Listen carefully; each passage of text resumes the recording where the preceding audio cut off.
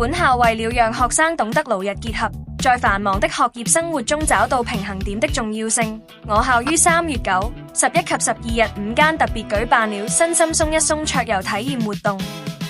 本次活動透過趣味桌遊，讓學生親身體會忙裏偷閒的重要性，並在遊戲互動中強化身心韌性，引導學生在課業縫隙中暫停壓力，體會適度休息後大腦更具活力的正向回饋。活動期間，校園充滿了歡聲笑語，學生十分踴躍參與，場面熱鬧。學校期望透過此類活動，讓學生明白學習固然重要，但身心健康才是持續進步的基石。適當的放鬆過後，大家能以更飽滿的精神迎接未來的挑戰。